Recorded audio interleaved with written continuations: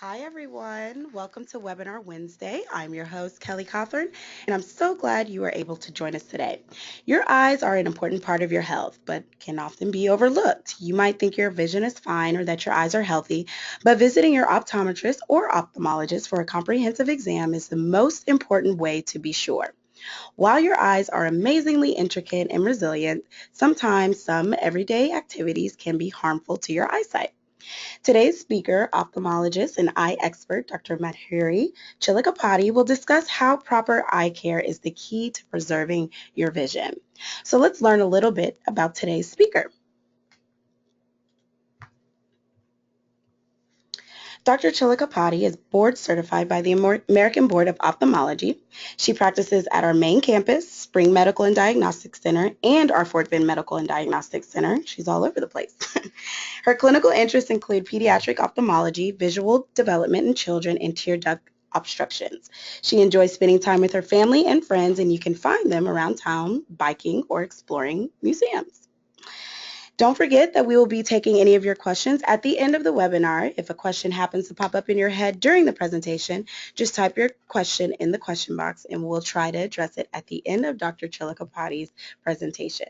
Now I will hand it over to our eye expert. Good afternoon. I'm glad that all of you could join us. We are going to start talking about the human eye. Basically, the human eye is cool. It is the most important sensory organ of the human body. It is composed of more than 2 million working parts. It weighs about 0.25 ounces, and just to give you perspective, that's about the weight of a quarter. The eye can distinguish about 10 million different colors, and only 1/6 of the eye is exposed. So if you look at the picture, the area that is exposed between your upper eyelid and your lower eyelid is about 1/6 of your eyeball. 80% of our memories are determined by what we see, and the human eye is the second most complex organ after the brain. So this slide illustrates the structure of the eye, and I'm sure many of you have heard the comparison that the eye is kind of like a camera. So the front surface of the eye, the cornea, is kind of, if you're following the camera analogy, is like the lens of the camera. Even though the eye has its own intraocular lens, but if you think about it in terms of the camera, the cornea is kind of like the lens. Light moves through the cornea, through the aqueous humor, and through the pupil, which is the opening in your iris or the colored part of your eye, through the lens, the vitreous humor, and to the back of your eyeball, to the optic nerve. And the optic nerve is actually like the highway that transmits everything to your brain for processing. Okay, this slide has a lot of reasons to schedule an eye exam, but basically, if your eyes are bothering you, itchy, red, painful, double vision, don't feel right, those are all good reasons to schedule an eye exam. But there are other symptoms that make it necessary to schedule an eye exam, such as headaches or dizziness. And sometimes even when you have no symptoms, you should schedule an eye exam. For example, if you have a family history of glaucoma or other hereditary eye diseases, and other medical conditions such as diabetes or certain medications like Plaquenil necessitate an eye exam.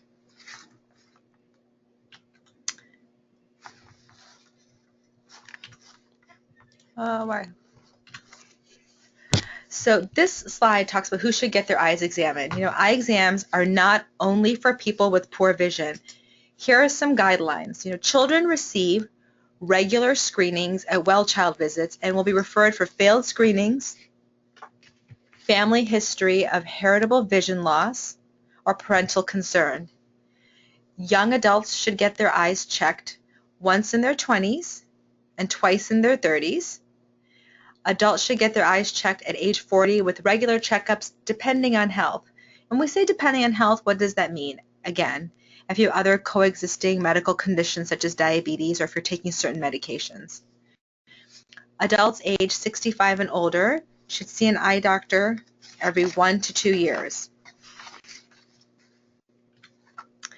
Okay, this slide has some pretty cool health facts. So approximately 14 million individuals aged 12 and older have visual impairment, among which more than 80% could be corrected to good vision with treatment. Approximately 6.8% of children younger than 18 years in the United States have a diagnosed eye and vision condition. And to follow up with that, the leading cause of vision loss in children is amblyopia. Amblyopia is sometimes called lazy eye, but it's when the vision doesn't develop properly due to either not having a proper glasses prescription, or your eyes crossing in or drifting out, or having something obstructing images, the processing of images getting back to your brain, such as a cataract or drooping of the eyelid. And all of these occur in the critical period of vision development, which is between, up till about age 7 to 9. So the key thing about amblyopia is that's a preventable cause of vision loss. So the number one cause of vision loss in children is preventable. An estimated 61 million adults in the United States are at high risk for serious vision loss, but only half visited an eye doctor in the past 12 months. So that means there are about 30 million people who need to be getting eye exams who are not. Vision disability is one of the top 10 disabilities among adults 18 years and older. Okay, this slide just kind of talks about common symptoms that patients have, ranging from itchy eyes, eye rubbing, to discharge, to bulging eyes. But again, if you have any concerns about your eyes, it is worth considering having an eye exam. These are some common reasons patients come and see an eye provider, which include dry eyes, floaters and flashes, presbyopia, which is the need for reading glasses as we get older, cataracts, glaucoma, allergies, amblyopia, which we discussed on the last slide, conjunctivitis, better known as pink eye, diabetic retinopathy, refractive errors such as nearsightedness or myopia, farsightedness or hyperopia, and astigmatism, age-related macular degeneration, eye infections, torn or detached retinas, and styes. The next couple of slides that we're going to go through sort of talk about different pearls to help take care of your eyes. The first is boost your nutrition. Diets high in saturated fat and sugar may increase your risk of eye disease. Patients always want to know how they can modify their diet or what type of supplements they can take to improve the health of their eyes. The key is to have a well-balanced, healthy diet. And think about things such as vitamin C and E, zinc, lutein, xanthine, omega-3 fatty acids, specifically DHA and EPA. And how can you get these? Whole grains and cereals, dark leafy vegetables, healthy fats, cold water fish, citrus fruits, and staying hydrated. There's a lot of literature and a lot of information about macular degeneration and supplements, the AREDS vitamins.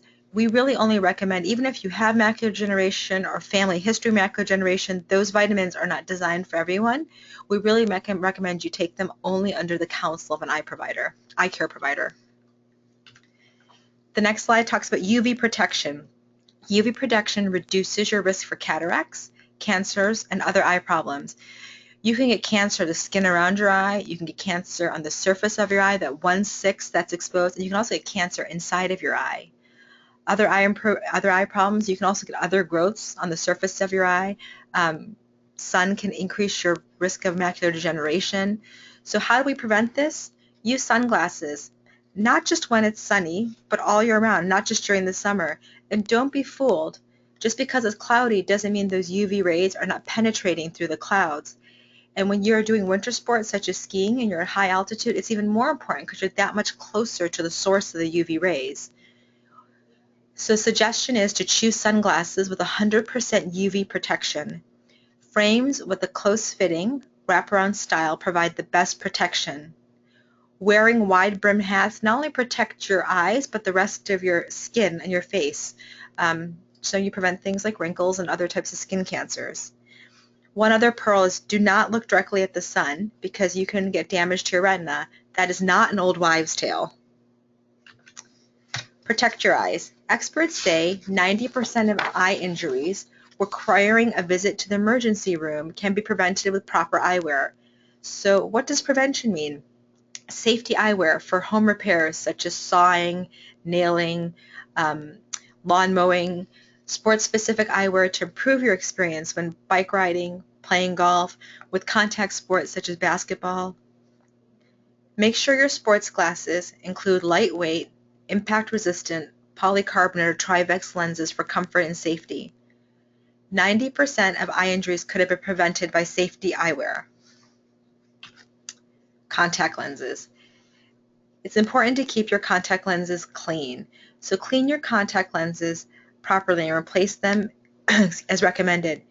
Even if they are comfortable, dirty contact lenses can cause serious eye infections. Remember to rinse your case with fresh solution and not with water. Change your cases every 2 to 3 months.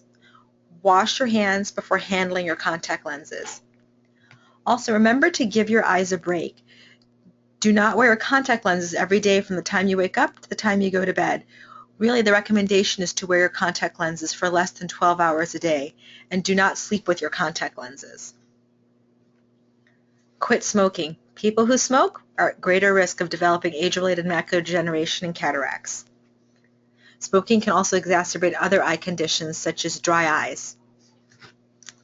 Know your family history. Many eye diseases are hereditary, so knowing if you are at increased risk can help early detection and aid in prevention. What kind of diseases are we talking about? Diseases such as glaucoma, macular degeneration, early cataracts, crossing in or drifting out of the eyes, and vision loss, especially at an early age. Manage your chronic medical conditions. Diseases such as diabetes, hypertension, and neurological conditions such as multiple sclerosis are examples of conditions that, if not properly managed, can lead to detrimental vision loss and eye problems. Take a break from TV and computer. So every 20 minutes, rest your eyes by looking 20 feet away for 20 seconds. This is the 20-20-20 rule, and the goal is to reduce eye strain. The other way to reduce eye strain is that at least every 2 hours, get up and take a 15-minute break. And why is this important? Part of it is that the humans blink 18 times per minute. It reduces to about half that amount while we are on digital devices, watching TV, or reading. Blinking is important because it helps keep our eyes moist. When we don't blink, our eyes get more dry, and that will lead to feelings of eye strain and discomfort. Which kind of brings us into our next slide, which talks about discomfort and eye strain. Some of the leading causes are eye dryness, which we just talked to, contact lens discomfort, and allergies. How can you get relief from these symptoms? Well, one thing is to consider changing your contact lenses and possibly going into a daily contact lens. Sometimes you just need better contact lens hygiene. Eye drops will sometimes help, including tears. Rearranging your workstation. Some people suggest setting the computer screen so it's about 25 inches away from you and angled slightly downward so you're looking at it in a down gaze position. A computer glare filter can help reduce the symptoms of discomfort. Sometimes you need special computer glasses for long hours spent in front of the computer. And finally, get enough sleep, take breaks. Giving your eyes rest helps replenish the nutrients that your eye needs. All right, so we're going to start taking a few questions. I'm going to go ahead and kick it off. I have a question myself, Dr. Chillicapati. I would like to know, I know your area of expertise focuses on child ophthalmology. What are some signs, because sometimes children don't know that they have vision problems, what are some signs that parents should look for? So with children, if your child seems to be having a hard time seeing, if they are blinking a lot, if they are rubbing their eyes, if they seem light sensitive, those are all signs that your child might have an eye problem. And also, again, if you have any family history of eye problems, you should really consider getting an earlier eye exam and making sure your pediatrician knows that that you have a family history of eye problems, so your child gets an eye exam at the appropriate time. Okay, thank you. We have a question here. Can I have laser surgery to correct my vision to 20/20 if I have had a detached retina in both eyes? That is actually a very difficult question to answer because there's so much more to it. I'm assuming you're talking about corrective laser surgery. Mm-hmm.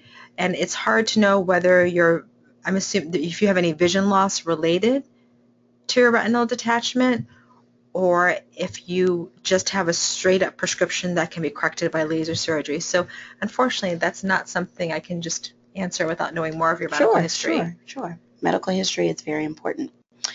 Here's another question. Other than regular eye exams, what do you suggest if you have a family history of macular degeneration? Sun protection. And when you see your eye doctor, ask them if you need AREDS vitamins. Oh, this is a good question. How much does sleep deprivation affect your eyesight? So sleep deprivation doesn't necessarily affect your eyesight, but patients who don't sleep as well often have drier eyes and more eye discomfort. But sleep deprivation does not negatively affect your eyesight per se. Okay. What causes occasional twitching of the eyelid and what can be done about it? So we see this a lot. So what we most typically hear about is that patients will complain of isolated twitching of either one upper eyelid or one lower eyelid. The most common cause of that is fatigue and stress, drinking a lot of coffee. And really that's just, cut back on the coffee, get more rest. If it progresses beyond your upper eyelid or involves both eyelids or starts to affect your other eye, you should consider seeing a doctor. Great, thank you. Okay, here's a question from one of our listeners. Why is it that some days I seem to be able to see fine and then other days I don't? It's a pretty generic question. Yeah, so that kind of depends. I mean, some of it depends on your age. Some of it depends on what other medical conditions you have. If you have dry eyes or any sort of condition that affects the front surface of your eye, that can cause fluctuations in your vision. If you have other medical conditions such as diabetes and your blood sugars are fluctuating, that can cause changes in your vision. If you wear contact lenses, depending upon how your contact lenses are fitting you and the cleanliness, that can affect your vision. So there's a lot of reasons why your vision can fluctuate. Okay. I've experienced this before too when I'm driving at night and I see halos around different street lights and different billboards or signs. What causes that and is that something that we should get checked out? So again, there are a lot of things that can cause that. So if you are very nearsighted, sometimes you can have some halo effect at night. If your eyes are dry, you can have that. And a lot of times patients after LASIK will have it. There's a common theme here. Dry eyes can cause a lot of eye problems. Mm-hmm. I know I keep saying that, but I've just noticed the last couple of questions I've answered, dry eyes has been a culprit of a lot of problems. It does. It seems like it's a big problem. Let's see here. These are really good questions that we're getting today. What over-the-counter medication can you use to hydrate your eyes? So any type of lubricating tear is fine. There are many brands out there. We recommend lubricating tears that do not say gets the red out. Any type of brand of lubricating tears. Okay. Let's see here.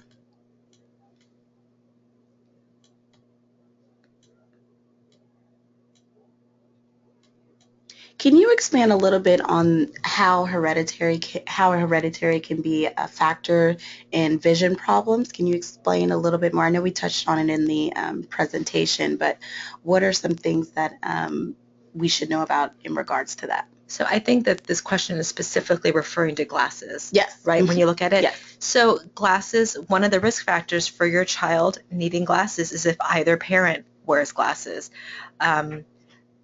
So it definitely plays a role, especially with nearsightedness. If one parent wears glasses, it increases the chance. But we also have plenty of children who have neither parent in glasses, and the kids need glasses. That's interesting. I know my father, he's blind as a bat, but my mother's, vision is great. So I hope I take after my mother in that aspect. Let's see. We'll take a few more questions from our audience here.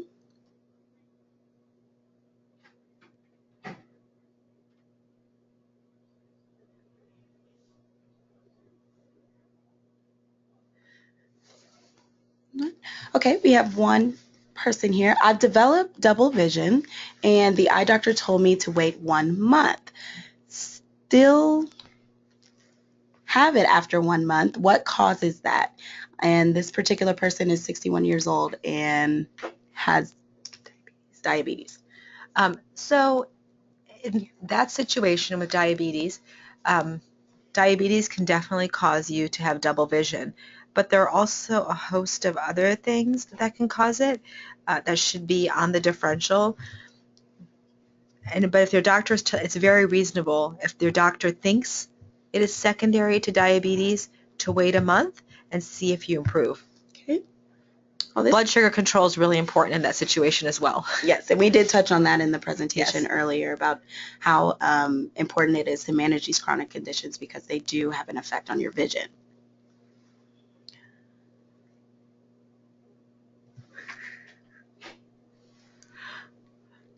Let's see here. Okay. Someone has been told that that they have oil in their tear ducts, and besides using warm water and cotton balls to loosen it up, is there anything else they can do? So warm water and cotton balls is one option. There are also, you can just do a warm compress on it. There are over-the-counter products you can buy that you can put in the microwave, like it's called a sty pack, that you can put in the microwave and put on your eyes to help loosen it up. Mhm. There's also something called AccuSoft lid scrubs that you can use that you can buy over the counter that can also help with that. Okay. We mentioned that some of the vision problems that we detect can be cataracts. Are there any particular symptoms that can lead up to this? How do you know that you're being diagnosed with this? So with cataracts, you will start to see that your vision is, you might notice the colors are not as bright as they used to be. Things are not as sharp. You may have more difficulty driving at night. You may see more halos.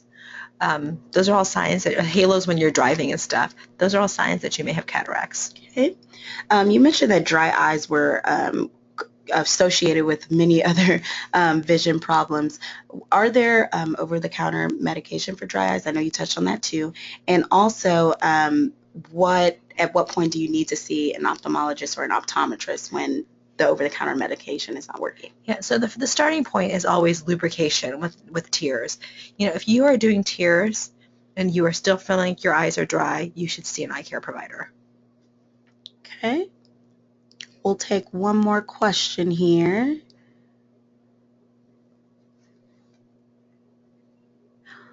All right, this person says that they have really dry eyes, which we just talked about, and always have crusty eyes in the morning. What can we do to eliminate the crusty eyes? And is it something that someone should be worried about?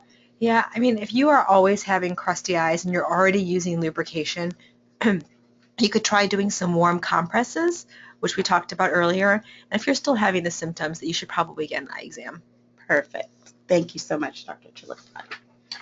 Well, we have learned today that the eyes are a very, very intricate organ in our body, and I appreciate Dr. Chilikapati for explaining the purpose of our eyes and the roles that they play and how important it is to get our eyes checked. This concludes our webinar for today.